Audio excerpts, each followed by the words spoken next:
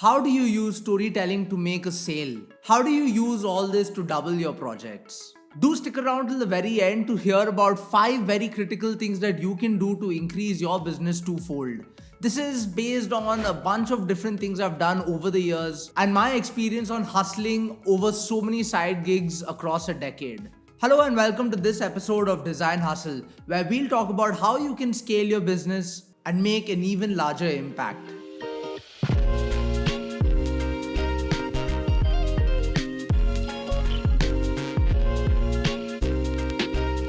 Let's talk a little bit about 3-4 very critical things that you can use to actually start increasing your project a lot more. By doing these few things, you'll be able to elevate your client base in general and try and move into that higher tier, either with respect to the number of clients or with respect to how much you're charging them. This I'm speaking from experience, and I can tell you over the years this has worked for me. So here's a quick look at some of these tactics. First off, try and network as much as possible, right? Whether it's participating in events and functions that have been organized for industry peers, or it's by joining relevant social media groups to engage with these professionals, talk about their work, and to stay updated on industry trends. For example, when we got this particular gig to make podcasts for a massive SaaS community, we tried our level best to try and use that to our advantage to interact with some of the speakers who were also founders of big SaaS companies in India. And just trying and using this gig as an opportunity to network with them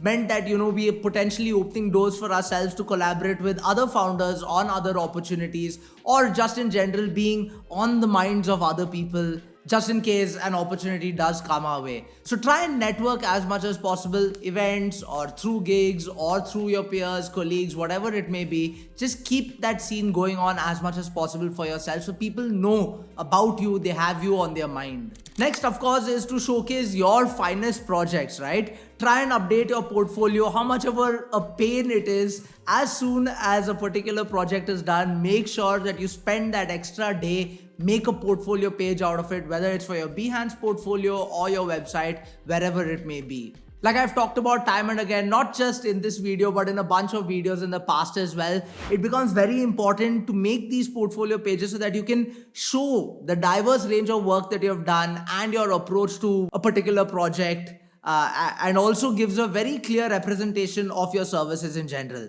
I talk a lot about how you can make portfolio pages for a varied bunch of things in the breakdowns playlist, which we'll add in the description box. So do check it out if you want to learn a thing or two in general with respect to portfolio creation and building. Next, of course, is to identify a niche or a specific industry and stick to that as much as possible. Establish yourself over there as someone who has a very deep understanding of that industry, and that's why you'd be able to tailor make any service for any problem any client may have in that space in general. So of course, at the very beginning, it becomes a little hard to think like this, right? You're thinking, whatever opportunity comes my way, whether it's making illustrations, whether it's logo design, whether it's website design, I'm going to pick it all, I'm going to do all of it. But the more you start focusing on just one particular thing, you realize not only does it become easier for you to work on more projects simultaneously because you're in the rigor of that same particular aspect, but you start becoming better. Your knife starts getting sharper in a particular skill itself, which you can then leverage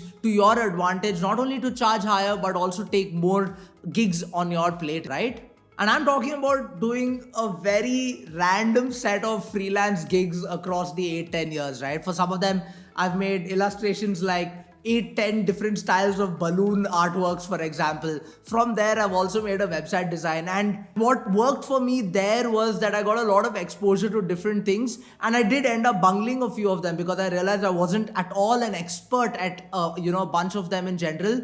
I did make sure through the course of the years I found my footing with respect to what I'm the best solution provider for, and I tried to focus on that as much as possible as I went forward. And the more I started doing that, the easier it became for me not only to position myself as an expert there, but to charge a little higher, to do more justice to that particular opportunity and just position myself as somebody who can solve every single problem in that space. Say content creation in my example, right? Whether it's creating content for courses or for social media or whatever it may be. And then finally, of course, staying abreast with the latest design trends, tools, and I say design because this is design hustle, but whatever the trends may be in your space, wherever you're trying to make an impact with your small business or with you as a solopreneur, right? Try and invest in techniques to kind of learn and continuously develop yourself professionally in that space. Even enroll in courses and attend workshops if that's what it takes. Stay abreast of the latest design trends, tools, and techniques